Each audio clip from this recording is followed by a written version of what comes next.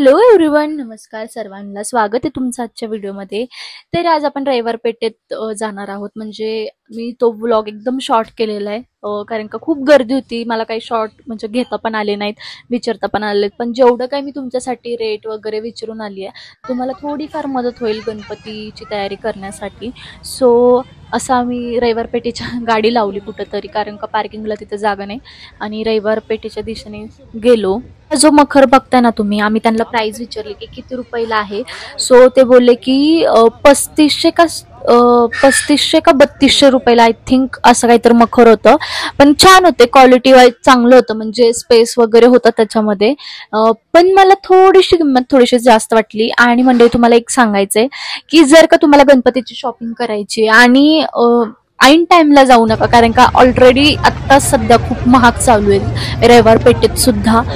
आपण म्हणतो होलसेल मधून घेऊयात, पण नाही, तिथं सुद्धा खूप आता येण्याच्या तयारीवर आहे, त्याच्यामुळे खूप महाग देत आहेत. सो तुम्ही आत्ताच जाऊन शॉपिंग करून घ्या, कारण का नंतर तर खूप प्रचंड महाग भेटणार आहे. आणि कसं आहे, अगोदरच लोकांनी घेऊन गेलेले असते, त्याच्यामुळे नंतर घेऊन जाण्यात अर्थ नाही, कारण का राहिलेल्याच गोष्टी आपल्याला हाताशी भेटतात.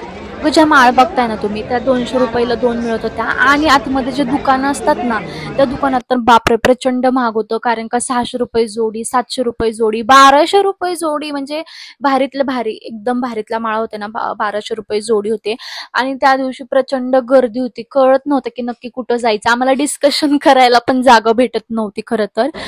पण अशा प्रकारे सगळीकडे माळा लावल्या होत्या आणि खूप सारं म्हणजे सोयीसुविधा करून दिलेल्या आहेत. जसं की पुढं मी तुम्हाला पाईप दाखवेलच, तर असे खांब पण तुम्हाला तिथं अवेलेबल होतात. ते तुम्हाला 350, आता ते इंचीवरून तुम्हाला प्राइस देतात. सो लहान असेल तर 350, मोठे असेल तर 650. मागं त्या मुलाकडे बघितलं ना, तिथून आम्ही आता एक म्हणजे माळा घेतलेले आहेत, कारण का आम्ही खूप फिरून आल्यानंतर आम्हाला असं वाटलं की त्याच्याकडे जरा स्वस्त आहे आणि जरा बजेटमध्ये सुद्धा आहे. तर हे असे खांब तुम्ही बघता ना, ज्याचे थर्मासचे खांब होते, ज्याच्यावर तुम्ही डेकोरेशन करू शकता. सो ते सुद्धा जरासं सोयीस्कर पडतं. गुलाब आहेत, आणि गुलाबांचा रेट कसे होते की 100 रुपये डझन, भारीमधली फुलं असतील तर 200 रुपये डझन. असं फुलांवर पण ते डिपेंड होतं खरं तर.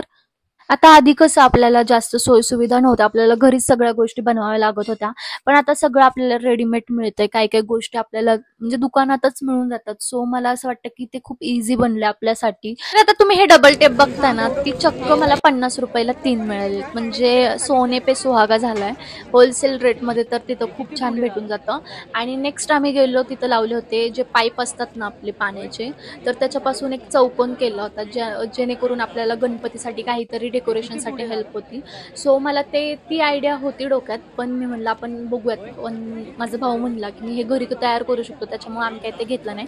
पण त्याची प्राइस मी तुम्हाला सांगते. 350ला छोट्या साईजमध्ये होता, 2x2चा, आणि मीडियम साईजमध्ये होता ना, तो 650 का 600ला होता.